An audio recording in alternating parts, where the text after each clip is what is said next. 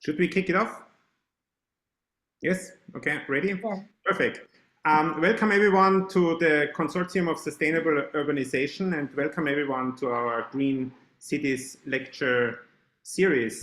Our mission at the consortium is to bring thought leaders, industry, architects, planners, policymakers together to exchange ideas to make cities more sustainable in the future. And this is also the mission of our conferences that we are hosting at the United Nations headquarters here in New York, and also our Green Cities lecture series. And I'm thrilled that today's lecture will be about Vienna. And we are, with this lecture series, we are going around the world, and we are basically doing lectures of different cities around the world, and the idea is to exchange ideas between different cities, because there's a lot to learn from each other. And today's lecture will be about Vienna, and I'm really excited to welcome Gabu Heindl. Gabu Heindl is an architect, planner, and university professor. She is based in Vienna, Austria. Her practice is known for public spaces and non-market housing. At the University of Kassel, she leads the Institute of City Economics. She studied architecture in Vienna, Austria, Princeton, and Tokyo. I know Gabu from lectures where she provided an incredible insight in public space and housing in Vienna. And her most recent books are titled City Conflicts, Radical Democracy in City Planning, and most recent book titled Non-Solutions, Active Non-Solution Politics in Planning. So I already have a lot of questions, right? Just reading the titles of the book. If you have any questions, please use the chat to do that. And Gabu will talk about 40 minutes, which will give us about 20 minutes for question to answer some of the questions in the chat. So without any further ado, I would like to welcome Gabu Heindl. Thank you very much, Gernot. And everybody in the room, I actually get all the people who want to get in as a note. Maybe you can make me delete my hosting, Gernot, that I'm not getting confused. Yes, you don't worry, I will keep admitting people. Okay, thank you. Okay.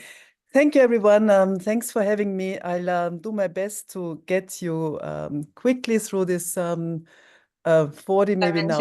Okay. Wonderful. 35 minutes. And yeah, what I'm talking about, well, I'm gonna show you maybe starting like this. Just to give you an introduction, this is what we are working on as architects, me in my office in Vienna, urban planners, researchers, but also at my university chair at the University of Kassel.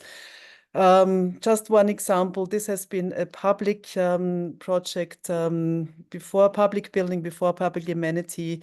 After neoliberal development, it is at this moment 100% market housing, selling up to, you know, every place has its own prices. This is enormous for Vienna, and we're speaking now right away from about Vienna, and we're speaking and seeing an idea of micro apartments, of forward purchase deals, of big scale cooperative housing. And most of all, which is really the saddest, is that within these 3 towers, there was a promise of social housing in this private development. And at the end of the day, 0 social housing was realized.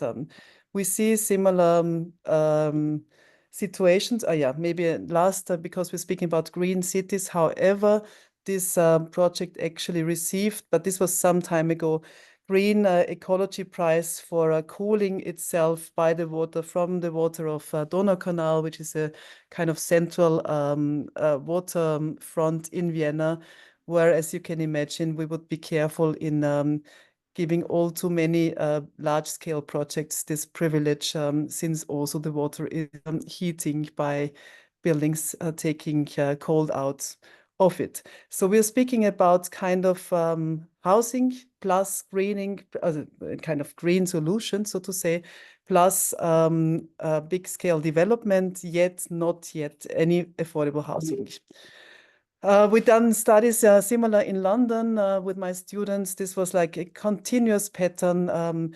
Large-scale developers actually promising a certain number of affordable housing, at the end delivering only a very tight fraction of it. So we have a constant imbalance of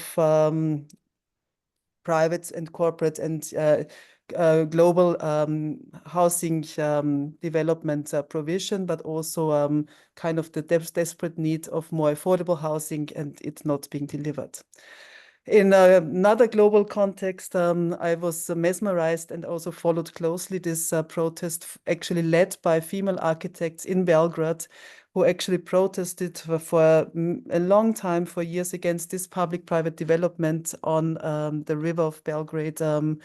Here, part of it has been built. The protest was not too successful, but some politics emerged from it. But as you can see, I call this already a solution, the solution of public-private partnerships in big-scale developments, however, not solving the real housing crisis, the crisis of accessibility to public space, issues of how we care and deal with our cities in contemporary social plus, and that is really the combination, plus the ecological climate catastrophe crisis. And from my point of view, I'm always connecting the two, seeing it as a social issue.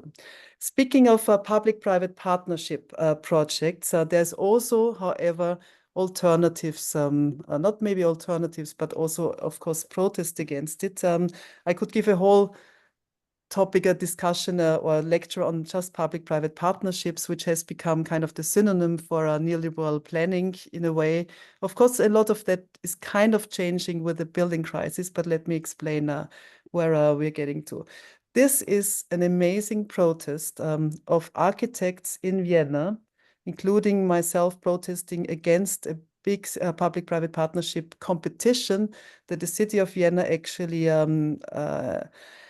asked for architects to participate in, to actually develop and draw up a public-private partnership large-scale school campus, where finally architects also had a political discussion about how do we want our public amenities, public duties, public buildings to be financed. And I'm very proud of all my colleagues who did not participate, but actually handed in a poster saying, we will not design this public-private partnership or this investor school. We want kind of the public to take care of the financing of our schools.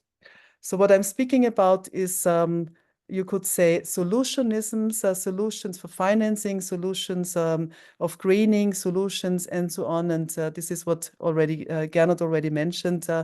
This is what made my partner and me write a book. It's unfortunately only in German, on what we labeled non-solution, on the politics of an active non-solution in planning and building.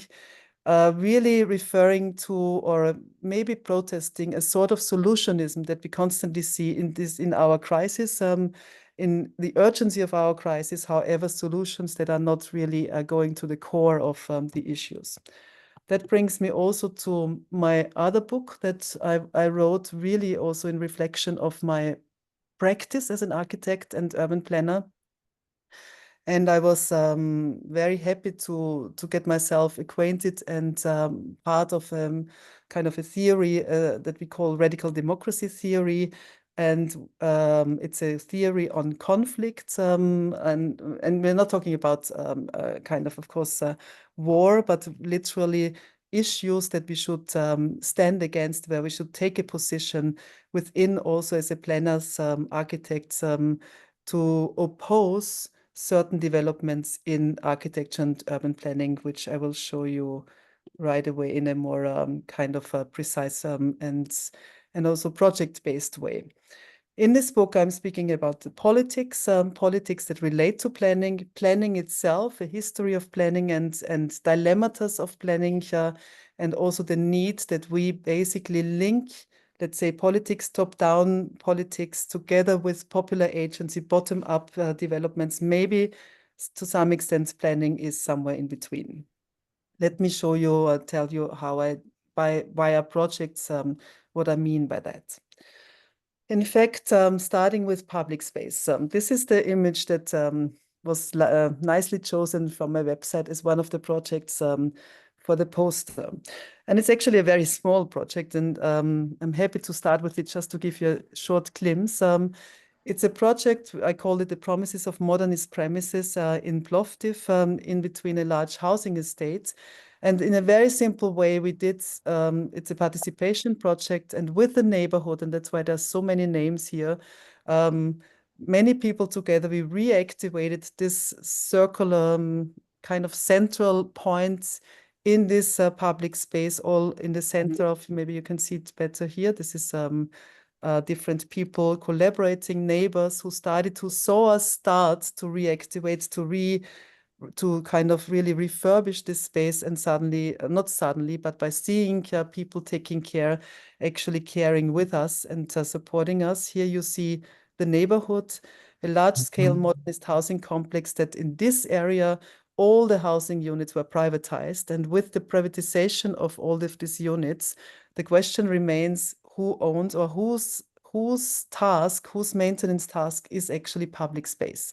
So in a way, public space is extremely related to the ownership issues, property issues of housing all around. Because nobody took care of it, it needed some arts participation projects. This is a context of an art and architecture week to actually restart the notion of taking care of public space collectively, which was beautiful.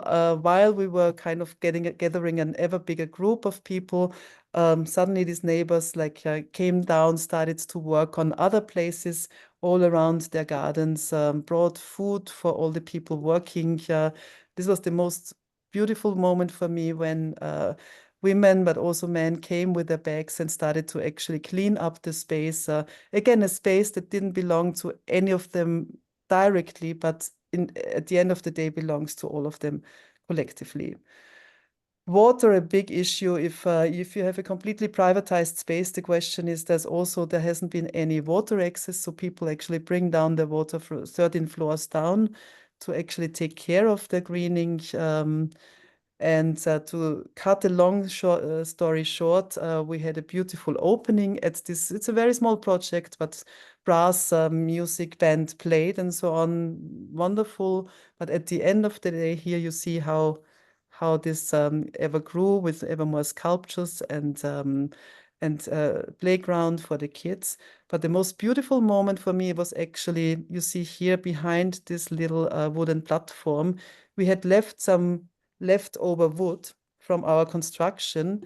And the day after, actually after the opening, the neighbors took this wood and started themselves to build a little children's playground and for the small kids.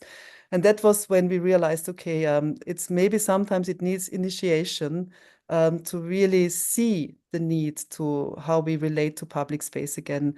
And in this scale, it seemed it was possible to actually really use participation methods, stimulation methods to reactivate a relationship of kind of houses that with the privatization has detached or not detached, maybe found a new constellation of reattachment to public space finally. But it was a starting point, this project, to speak about other public space issues, and that brings me back to Vienna.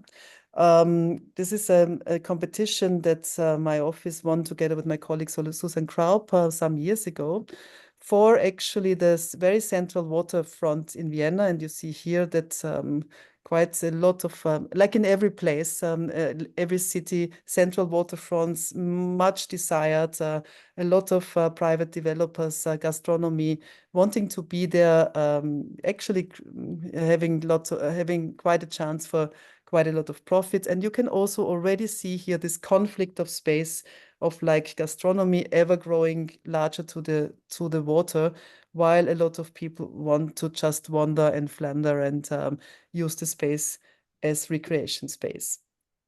So just to give you some insights, there's more quiet areas at the edge, but also very dense ones where suddenly we have railings where there has never been railings before, because people are actually squeezing in ever tighter space. And this fight for space is maybe even nearly kind of built as a diagram here on this image on the right, where you can see this urban gardening as a private development growing ever closer to the water edge. And what is left over really is the diagram, or the spatial materialization of a fight for public space. And also the question of who owns the right to use this water edge. So this is when we now speak as planners. We were asked to do urban guidelines for this area, and the urban guidelines were more, I guess, in the beginning demanded by the city of Vienna, a top-down commissioned project, to say, okay, what could be the aesthetic guidelines for all this development, be it in color, in material, and so on. And our answer was, however, to say it's not about aesthetics. It is, of course, at the end of the day, but first of all, it's structurally the question, how much private development should there be in the beginning? And to what sorts, in what rhythm, and in all of this area, which was the part of our working space, so to say, site, we started to analyze everything that was already there, all the planning that had been there, and developed a very much layered, don't worry, I won't get into this in detail, urban guidelines with 2 or 3 instruments at the core that I would like to explain to you. The first one being an instrument, an urban planning instrument, which is like a notation choir, or a partitur, as we called it, to read the space really in its topography, however, as a linear space. And in this linear space, to see the rhythm of public infrastructure. And why are we doing this? Because we believe that we need in cities of public space, we actually need investment in public infrastructure, which at the end allows everyone to use this space, to find enough toilets, places to sit down, to rest, to actually access in an admissible way, to find all the amenities, water, subway stations. Of course, it's much more difficult to add some benches, but within this rhythm, to bring together also all the different collaborators taking care of a city, maintaining a city within all the city authority offices, which maybe also in every other place have to find tools to work together and strategically plan together. So that these partituren were very successful in actually rhythmicizing and seeing where there's a lack of public space. Why was that important? Because we also realized that all too easily there was an argument for another restaurant just because there was some public toilets missing. And now you won't maybe believe that, but we are speaking about this rich city, Vienna, which has a very good, generally still common good structure, yet also there in all its places, of course, burdened by austerity politics, etc. So while we actually looked for a smart way of thinking public infrastructure, we realized at the same time that land, accessible land, which was not yet monopolized by gastronomy, was also getting tight. So we developed another instrument, which we called a so-called non-building plan. And this non-building plan basically reverses the logic of what in Vienna, in Austria, is called building plan. Sometimes it's called zoning plan. But as you can imagine, like if a building plan on the left describes everything that how a city government allows to build in structure, in density, in size, etc. Our non-building plan did a similar thing, notating red on white all these areas and places that should not be given, rented out, land like given as building space for gastronomy, etc. And this was in a very simple way. nearly redundant rules within this non-solution, within this non-building plan. But this redundancy, we realized that it was needed to actually write down very simple rules for public use of public space in order to actually be proactive as a city government when private developers have great ideas, but those great ideas are very often to build gastronomy right at the edge of the water rather than at places dedicated by the city. So we did actually realize and discuss and note down all the different, like certain distance from the water that has to always be kept free. The accessibilities of these are all historic stairs, always to be straight down, kept free down to the water, etc. So in a way, returning or reversing the logic, nearly capering the logic of the building plan, but describing and fixing for a moment in a plan, and with that actually in a very clear, discussable way, what we as a public and larger public and planners supporting this public actually define as spaces to be reserved and secured.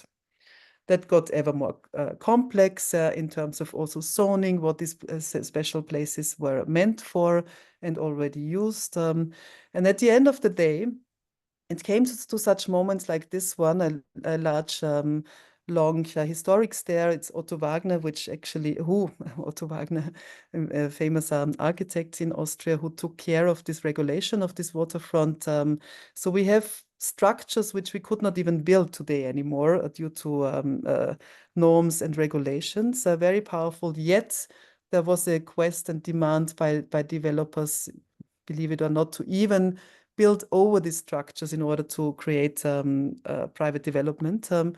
And our non-building plan at the same time, while we were doing it, this happened, so to say, the questa for this place. So you can see that everything is literally red because it's such an important notion, such an important space for the public. And it was actually this plan that we could use as a fighting tool to make sure to rescue this place with it, which at the end did not get built over, is still there and is a very lively, important cooling down place right in the super center of the city of Vienna.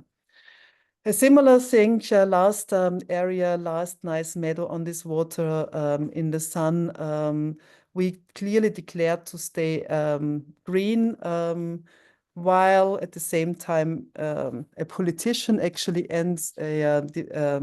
an investor claimed this space, wanted to build a huge 1,000-person, 800-person restaurant, and a whole a literal initiative created a sit-in, a protest. It says here, rescue the Donaukanalwiese, beautifully referred to our project, which we didn't even know as planners.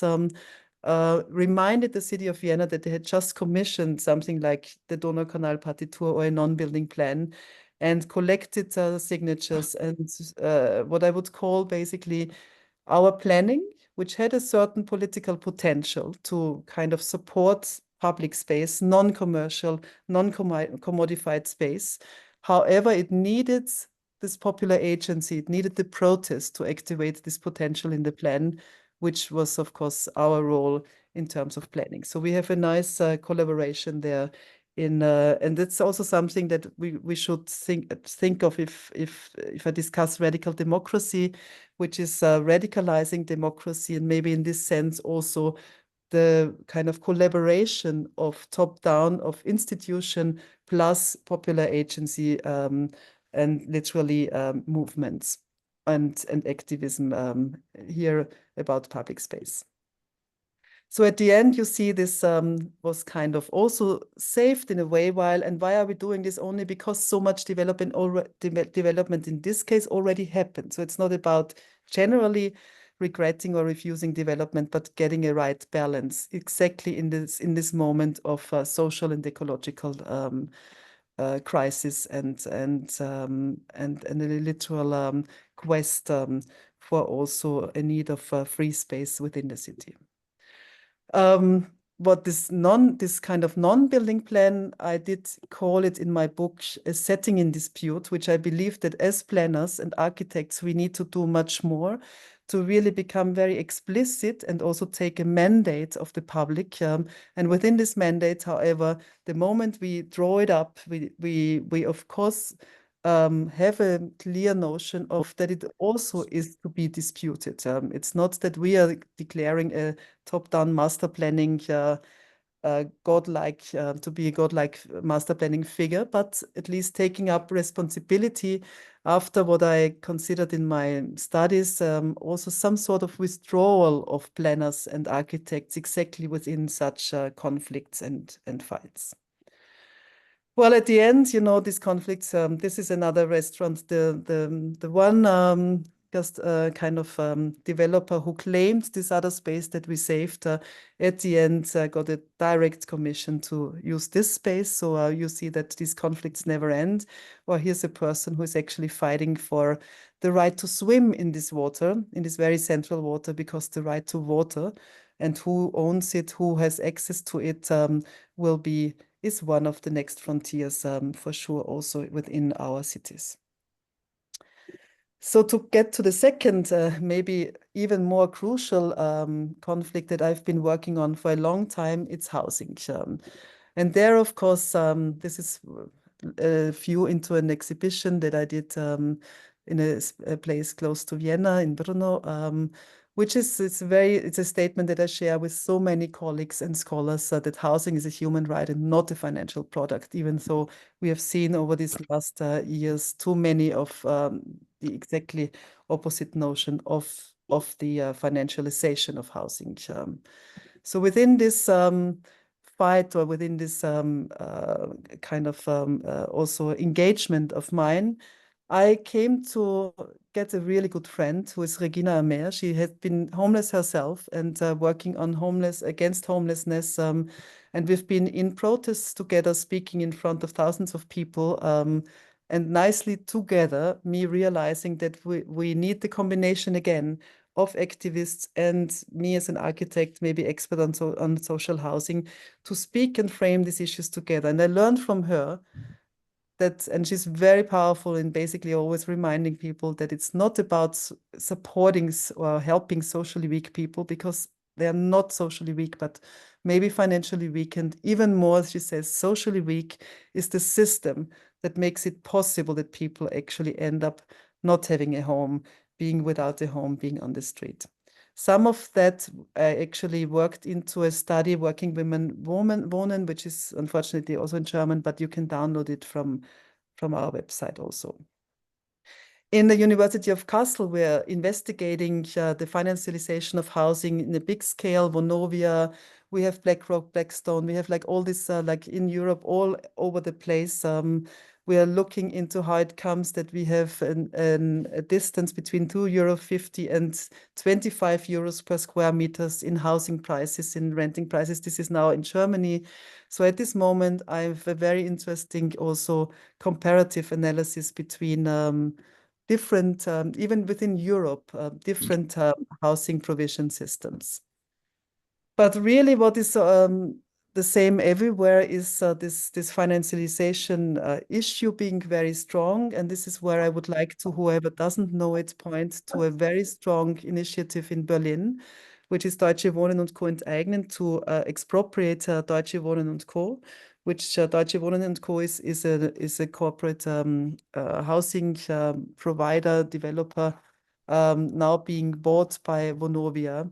And this initiative has been very strong in making it possible that close to 60% of the Berliners actually in a voting process supported the idea of re-socializing housing that had been lost to the huge financialization consortiums, global structures.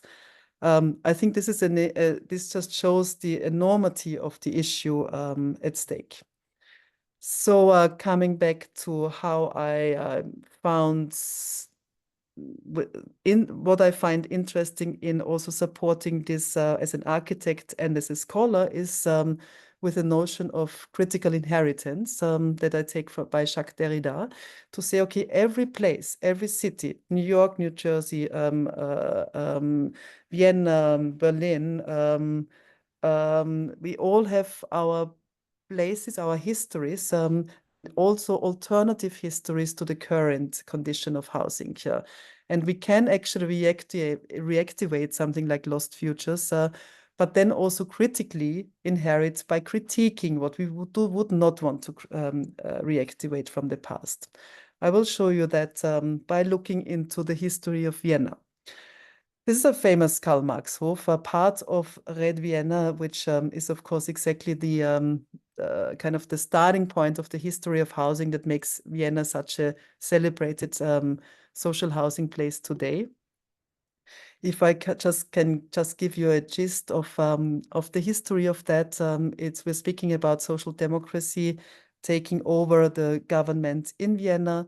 Vienna at this time also having the possibilities because it became a province itself to actually set up taxes and laws. So within a very short time, 64,000 communal housing units were actually produced. And now, believe it or not, with a rental price for the workers of 6 to 8% of their income. I believe if we were now together in a space, I would like to ask who pays, I don't know, 30% of your monthly income or 40% of 50.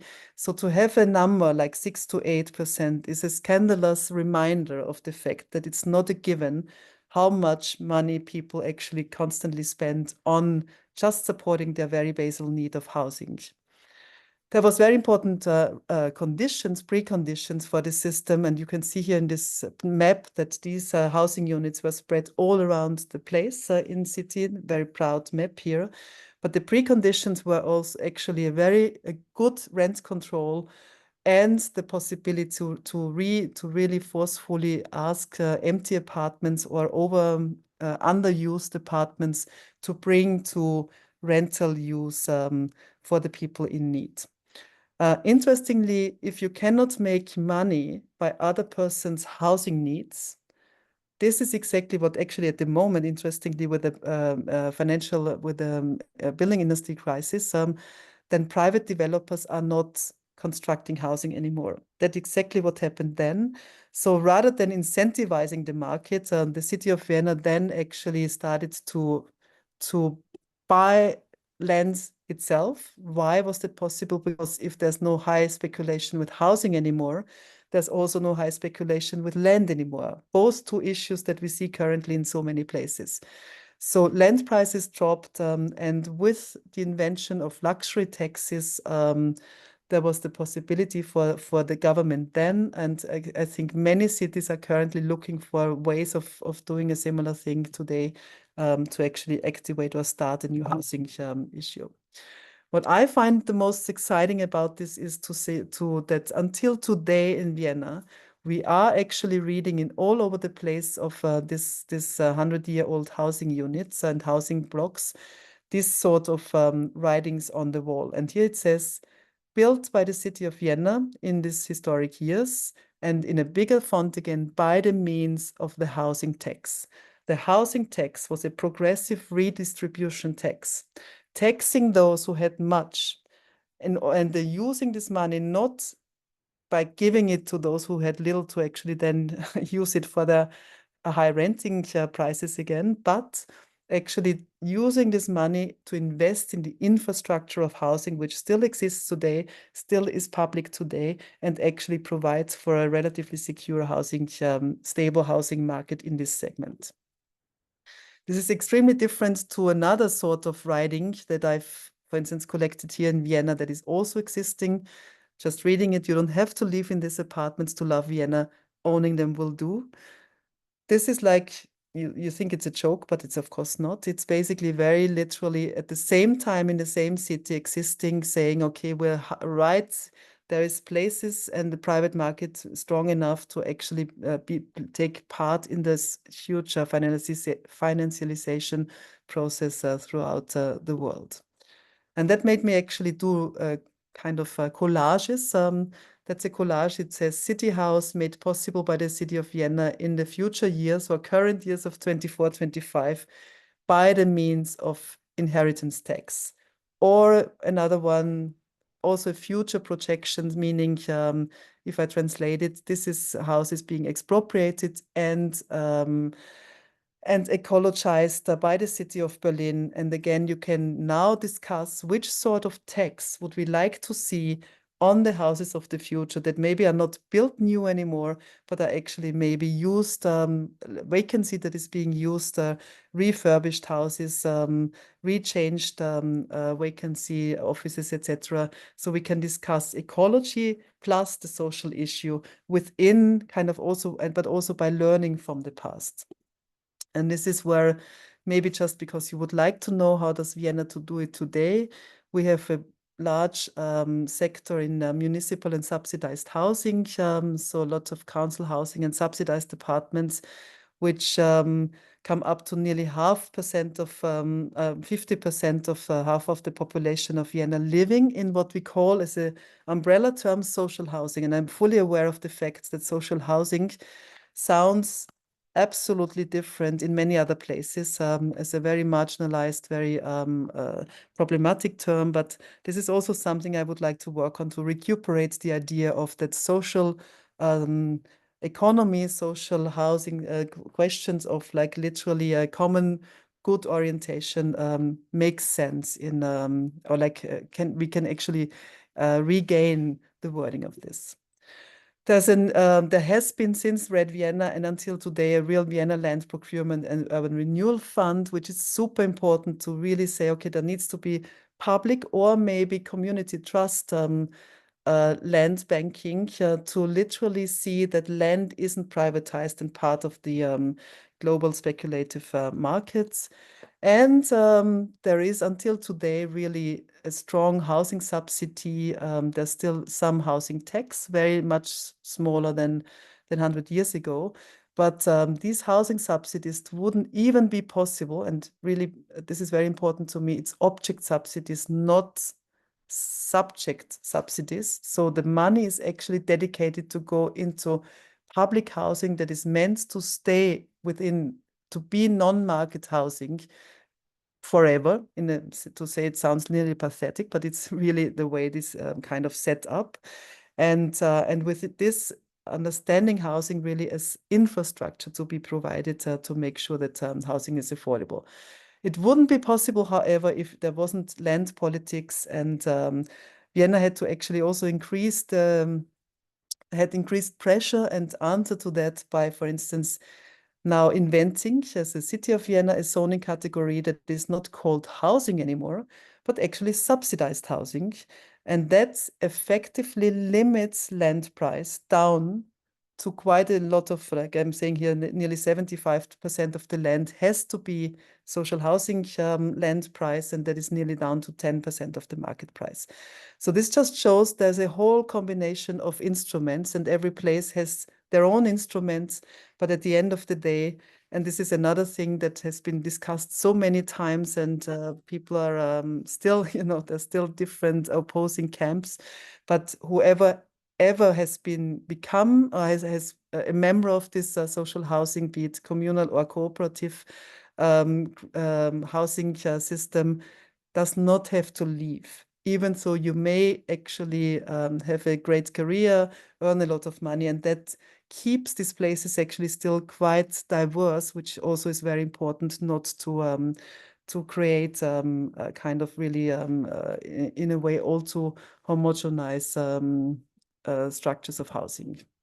So in this sense, I would like to remind us that there is an idea of, let's say, also housing. If you kind of finance housing with a capital expenditure, which actually is being paid off, and in communal or cooperative housing, this difference, this gap, is some sort of solidarity contribution that stays within the system, comes back, and actually can be used for refurbishing, for greening, for ecologizing, for building new. If we have a private market, at least with rent control, then we limit the private profit within this margin.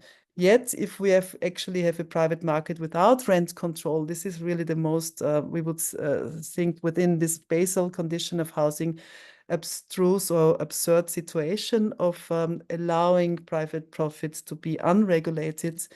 And then coming back to non-market housing in this sense, is like something about the solidarity contribution being redirected, being brought back into the system. And really, we don't have the time anymore for that, but maybe just to give you a short glimpse, this is a competition, a project, third prize, but like completely developed with limited profit developers in Vienna of our office, together with colleagues, where we basically developed 300 housing units, all 100% social housing with a roof pool garden, roof gardens, event halls, and so on, and thought it through in terms of financing. This is possible in Vienna because of land politics, because land is provided by the city of Vienna, and that's why there is developers competitions to also make sure that the quality is being controlled, who the land is being given for. This is the starting point. I won't show it, of a video that we did just to show you the roof, the pool on the roof, which refers to the idea that you can actually have a certain level of luxury in mass social housing. And these are the famous roof pools in Alt-Erla, another project from the 1970s in Vienna, the most desired place. There's a long waiting list for these places. On all of these towers, there is swimming pools. And it shows that we could actually also regain a notion of non-market housing, of communal housing, of cooperative housing in small and in large scale proportions, to be actually of highest quality, maybe of a quality which you couldn't get generally. And alternatively, within this critical inheriting, we are also looking into alternatives. Within this alternative, you want to self-help, solidarity economy. This had its history in terms of a settlement movement, and it has a very contemporary way of also dealing with it. We just finished a project. I'm running you through that. It's called Schöner Leben ohne Raiffeisen, to live better without Raiffeisen, which is one of the largest banks in Central Europe. And it's a Mietshäuser syndicate structure that's a sort of bottom-up cooperative structure, which I believe is nearly the most progressive way of self-help, collaborative, non-market housing development at the moment in Europe, in Germany, in Austria, and it's growing. And just run you through this group of people who themselves found a site here, working and living together, started a campaign, a direct funding campaign, actually developed this system of shared equity rental ownership, bottoms-up syndicate structure that is called Mietshäuser Syndicat, and working on actively decapitalizing, like buying these pieces of land and houses out of the market, and then linking it into a complex ownership structure which assures the fact that it cannot be speculated with anymore. So just to run you through the project, we actually just received the prize for that. This is not we don't have the time for it anymore. A lot of also self-construction. So we had a phase 1, a phase 2. Interestingly, it is actually cooperative, self-organized housing that at this moment builds and constructs and supports the most ecological way of building. This is wood, straw, and clay, fully prefabricated, set up here at once within a few weeks. And here you see this is shows that within this site we kept what we could keep. We created new structure, but really on kind of a footprint that was already existing there. We connected different structures. I'm just showing you. We reused a site, a hall, turned it into a circus center. Couldn't make the steel structure happen for this circus center. Sold it. The steel hall is now built somewhere else, fully recycled, and then again on this footprint created a new wooden structure for a circus center, with a lot of them kind of building themselves. And I need to finish, I know. Okay, just showing you how much is possible, complete de-sealing, in this sense, a circular economy within this project. But this is what I really wanted to show, a complex and collective relationship to ground, something that also Raquel Rolnik is advertising to say, okay, we need to complexify the relationship to housing, to land.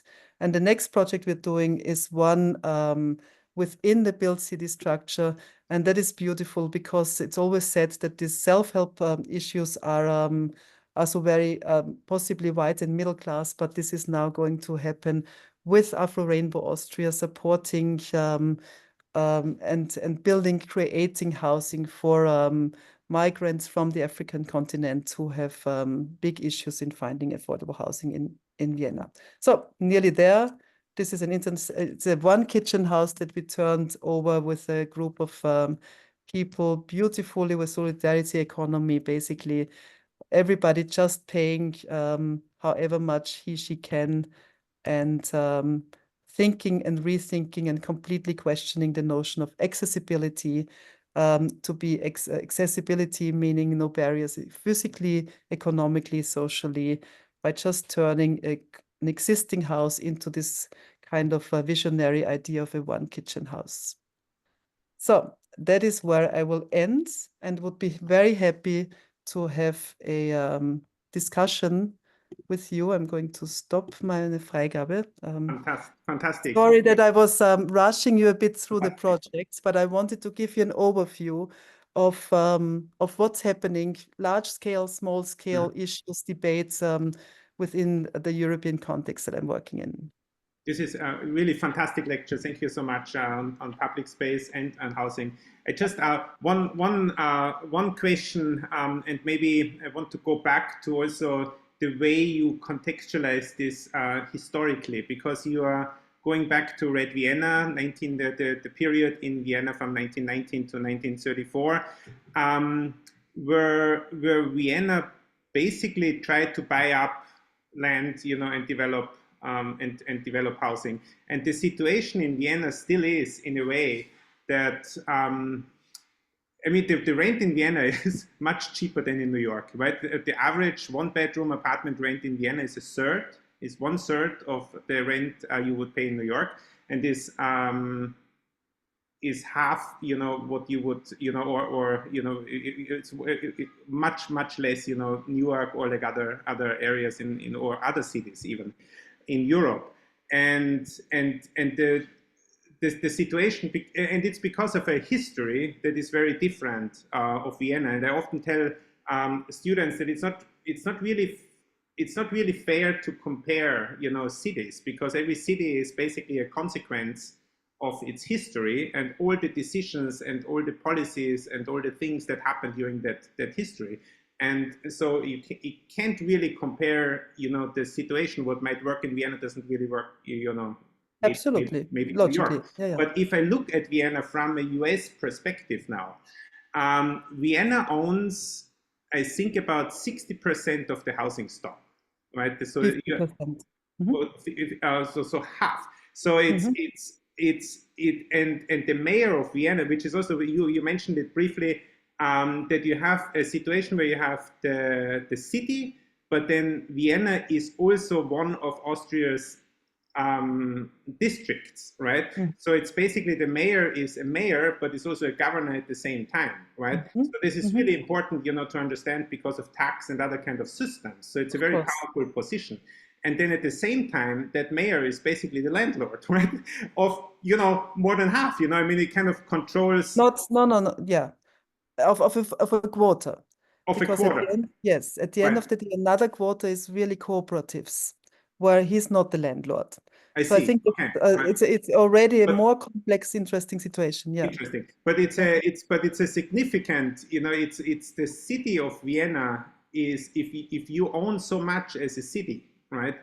Then it seems like, I mean, that if you own that much, then you can basically you can distort the market, right? And so, Yeah, if I play like devil's advocate, from like sort of like a free market point of view, right?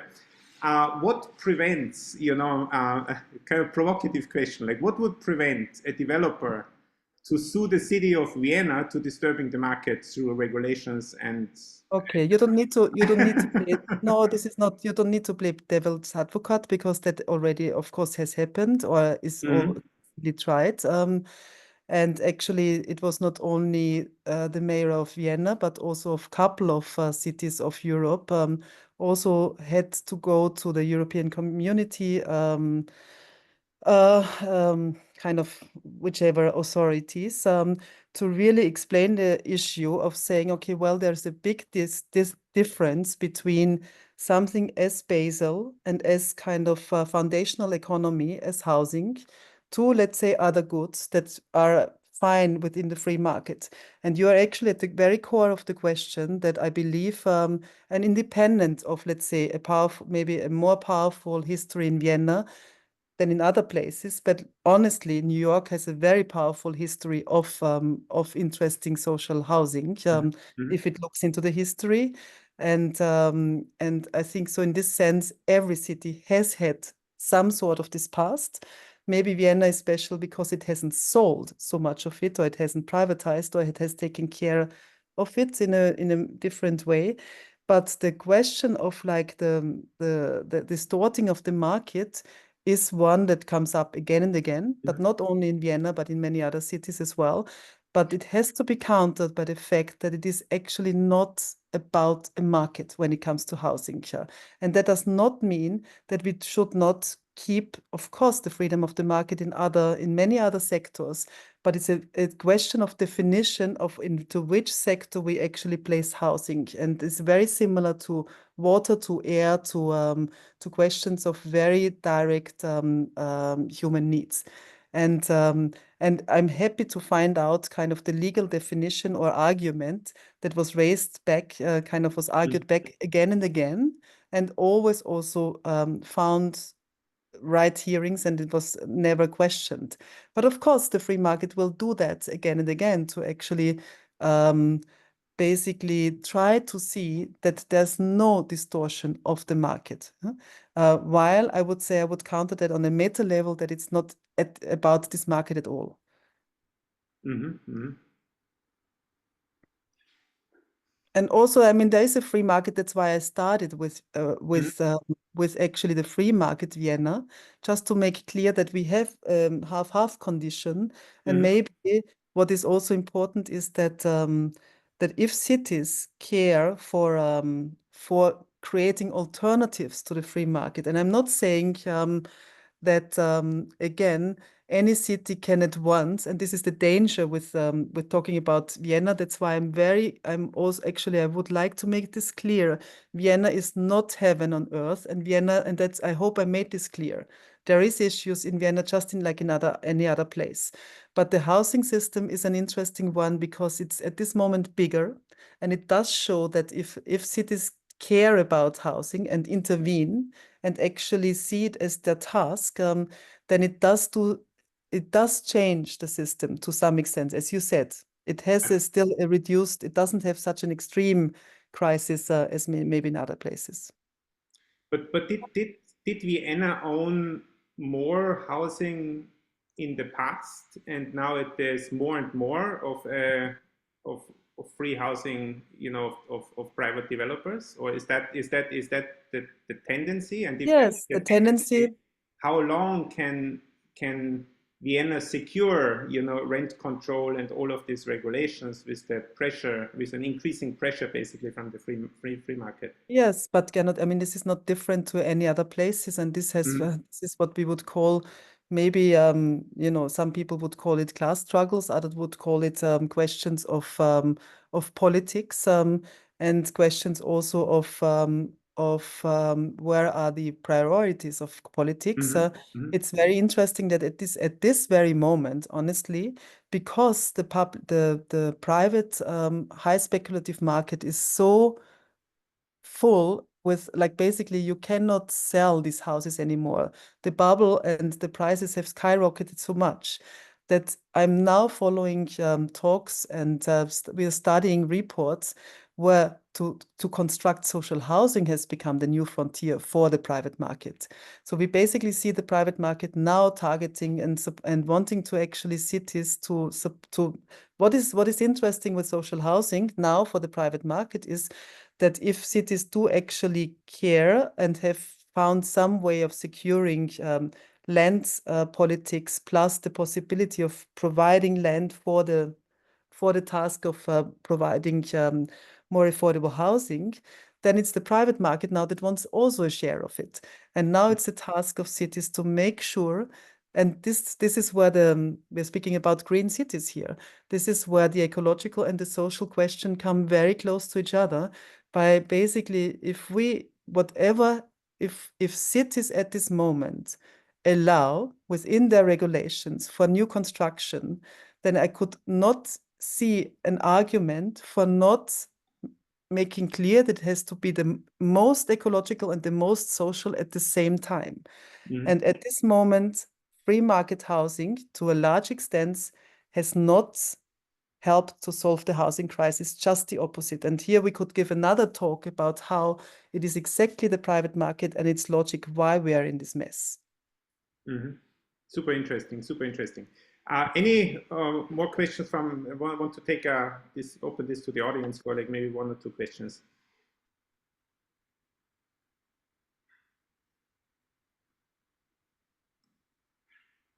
Or maybe comments or critiques or anything. I don't see anyone. I have a question. Thank you for the presentation.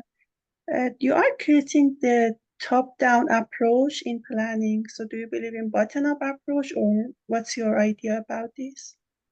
Thank you very much. Maybe I've been rushing through that too much. But thank you for this question. It's amazing because it is exactly that I do not believe in an either or. I believe that we need both. And I believe this is also what, and this is also the interesting part in when you read radical democracy theory, that it is about kind of, yes, getting into the institutions, supporting, maybe seeing the top down actually becomes more democratic. Is that okay? Maybe this was just a coincidence.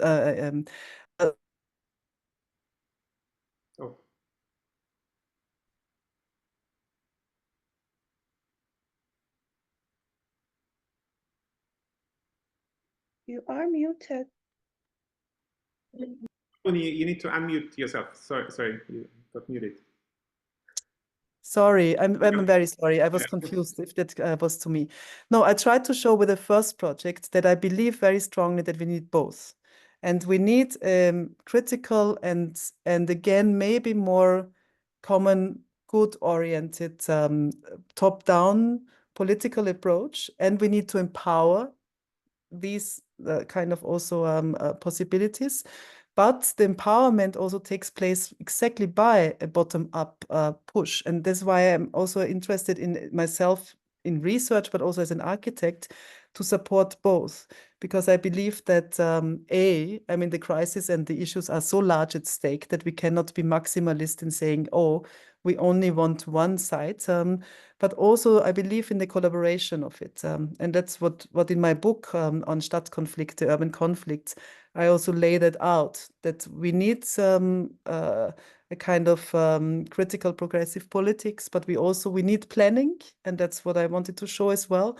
But we also need to acknowledge and be part, or not part, but at least really support popular agency, bottom-up movements, claims by those who have hardly any allies or support to really kind of also not get stuck in just kind of the institution or the top down.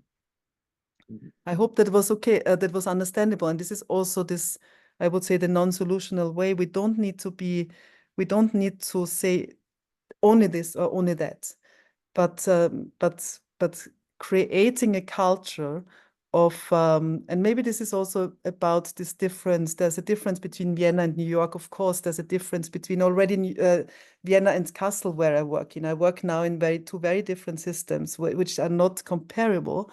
But there is something about Vienna started somewhere, every place can start somewhere, and I can see all these cities actually that are in real big issues when it comes to housing, plus huge kind of use of land, etc. Which are looking for moments to start and to maybe even restart something they also had in their history. So, and this history, of course, was maybe more top-down than today, where we can actually think of so many different ways of partaking or participation, of having a diversity of claims and ideas, and making of the city take part. I hope that was fantastic. Thank you, Gabu, again, and thank you for the questions. And we are running out of time. And please keep joining us, at the consortium for future lectures. We are going around the world. We're talking to people from cities all around the world every month. And it's csu.global events. Gabu Heindl, thank you so very, very much for joining us today. Super, super interesting lecture, super interesting, and I learned so much. Fantastic. Thank you. Thank you all for being here. Thanks so much. It would be amazing, Gernot, if we could actually download the comments, because there has been such nice comments and links, which I would really like to also save. Absolutely. And I do hope that at some point we can do something like this in real space, because honestly, I prefer that much more, but I agreed to Gernot and a very nice invitation. Thank you very much. Of course. Thank you. Thank you again. Fantastic. Thank you. Thank you everyone for joining. See you next month. Have a good day.